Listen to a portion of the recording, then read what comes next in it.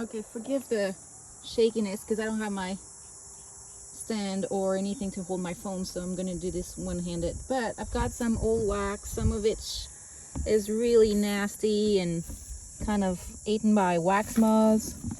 And all of that though still can go into the solar wax melter, which is our preferred way of melting, rendering wax. We use 5-gallon paint strainers, the nylon bags. This one's double bag because I had an old bag and it was nasty, and I don't like getting junk in my wax, so I double filtered it by putting another bag on the outside that was cleaner, and then packing it with all that wax. Typically we try to go with wax that's similar color.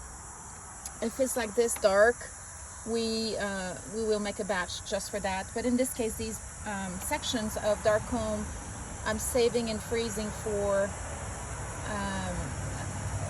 bait for swarm traps, and we're going to give that to our customers at the beginning of the season. But it's basically bare old wax full of cocoon. It really smells like a hive, so even if it's damaged, it's really good to kind of keep pieces like this to use as a swarm trap bait lure.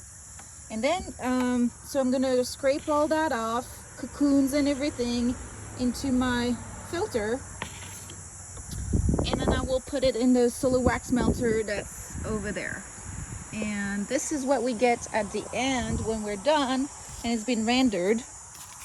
We have what we call slum gum, which is all the leftover hard materials once the wax is melted. It's basically cocoon leftovers, and that stuff is crumbly and it's just kind of empty as much as possible of wax, but it still has a little bit of it, so it can be used for a couple of things.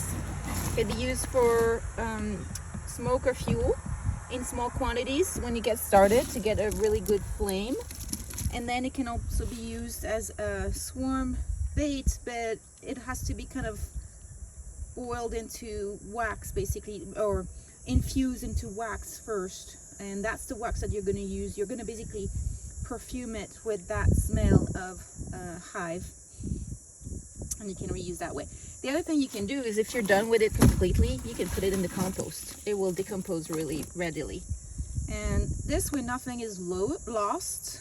We haven't used any energy rendering wax because we're using the solar wax melter, and the sun is the source of our energy. Let me walk you to that real quick, but I'll do another video a little bit better later.